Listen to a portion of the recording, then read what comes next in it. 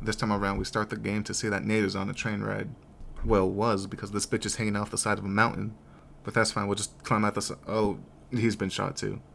He barely manages to jump off the train landing straight into a flashback. After the events of the first game, Nate is now a sad daytime drunk. Seriously, look behind him. It can't even be later than 1 p.m. And he's already 9 shots in. He gets approached by this dude, who looks like he's trying to smash, but that's just Harry Flynn offering Nate a job. He hesitates at first, but then we meet our other partner, Chloe, and I'm immediately convinced and we take the job. Here we learn that we're going to embark on a search to discover where my father went to with the milk he never came back with. Nate wakes up and explores the wreckage before he falls into a wet dream about Chloe. I don't blame him either. I mean, who wouldn't? Unfortunately, nothing good lasts forever, and he wakes up to the cold realization that he's now alone and might possibly die in the Himalayan mountains. But he's got this dagger, so it's worth it. Now we can get into how Nate got into this mess. Him, Chloe, and Flynn break into the museum to find a clue about my dad's whereabouts, but we have to do this quietly because Nate doesn't want to kill anyone, despite massacring an entire island in the last game. But at least we get tranquilizer guns, and they were pretty fun to use, I guess. After 20 minutes of sneaking through this museum, we get to an old oil lamp worth millions, and throw that shit on the ground. Turns out hidden inside the lamp was the meth from Breaking Bad. Upon lighting it, it reveals a map. Sadly though, Flynn betrays us and we get locked up. A few months later, we get freed by Sully and Chloe. And I want to stay mad at Chloe for betraying us, but she's got that dump truck, so you already know I can't stay mad at her. While we were locked up, Flynn started working with a dude named Lazarovich, who from now on will be referred to as Lazzy. Anyways, Lazzy has some journals we need, so we raid his camp. While getting vivid on some goons, I beat my friend's score. This has nothing to do with the rest of the video. I just wanted to take a moment to say, eat my dick, blood. We meet with Chloe in some ruins after shooting our way out and come across a skeleton holding a box. So naturally, we steal his shit, only to realize now we gotta go to Nepal. Chloe betrays us, and then a few minutes later she saves us. I swear she's just as bipolar as my ex. Maybe more, but I don't want to stick around to find out. So we jump off a cliff. Now, I don't know what was going on in Nepal during this game's development, but apparently it was bad enough that getting chased by a tank and running into a bunch of guys with ARs was normal. It's tragic, but unfortunately for them, they didn't have Nathan Drake on their side because we clear these dudes with ease. Lucky bastard. I need to get laid. Anyways, now we found Chloe. But right as we were about to get vivid on some goons, my game crashed.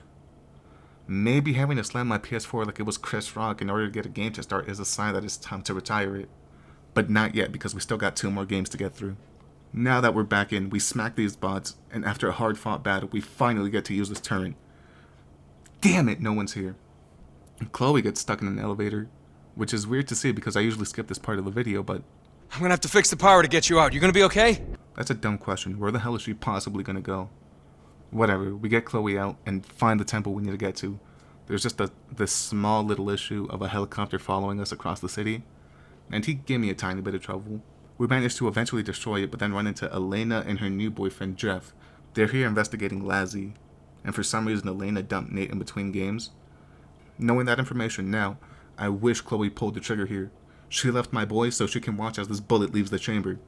Anyways, Nate stops her, so now we have to squad up until we make it to the temple. On the way, we see Lazzy's men commit some light war crimes. At least this guy made it out. My boy, no! My boy, they didn't have to do him like that. At the temple, we hop on a couple of guys for a few minutes. Pause. We learn that we now have to go to the Himalayas. Let me use your back. Nate says this and no one bats an eye, but when I say I gotta leave Walmart, makes no sense. Lazzy's men raid the area, but it's no problem for me and Chloe because we get vivid on them. The same can't be said for Elena and Jeff because he gets shot. We take a look and decide he's fine. He got shot in between the ribs, no major organs were hit, a couple of stitches and he'll be good to go in a couple of days. We carry Jeff halfway across the city, but when we stop for some rest, Chloe betrays us. And conveniently, Lazzy is here, and he must have had a grudge against Jeff or something because he shoots him, finishing him off. RIP Jeff or whatever, but my key takeaway here is that Elena is single again. Lazzy takes the map and leaves Flynn to finish us off. Pause. But he can't do anything right, and against all odds we make it out. After narrowly escaping with our lives from a small group of mercenaries, Nate hops onto a train full of these guys and gets vivid on them for the next 40 minutes. Now, I was looking at TikTok e-girls here, so I wasn't really paying attention. But somehow the train flips and we wake up in Tibet of all places. And Elena is here somehow. This old monk named Carl sent us into the mountains with best boy Tenzin to search for answers. The only answers we found is that Carl was a Nazi and that these things are created from the Breaking Bad meth. Before we can warn Elena, Lasie's men raid the village. Love him or hate him, Lassie gets results.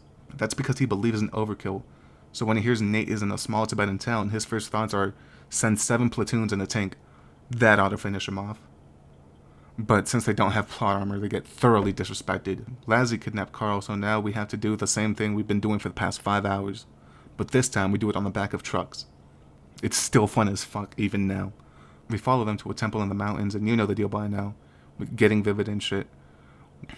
We get to Carl, and this scene made me like him. About what? Everything you touch does turn to shit.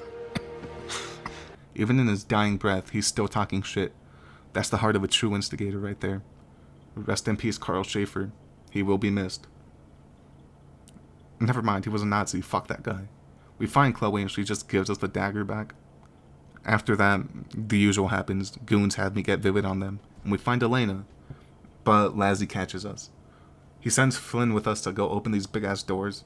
I like how the devs added this animation, because I was just punching Flynn for the hell of it. I didn't expect him to fight back.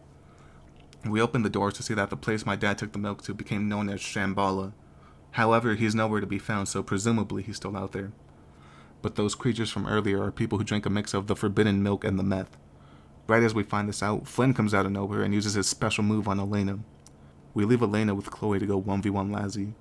But he drank the milk meth, so now he's cracked out because of the meth, and he has stronger bones because of the milk. But he's not the main character, so there's nothing to worry about. But you're no different from me, Blake. How many men have you killed? How many just today? Lassie has a point. Nate must have earned a big-ass kill count throughout all the games. But we leave him to die and go save Elena, who managed to tank a grenade pretty well. Chloe officially dumps us, but we got Elena back, so at the end of the day, we downgraded.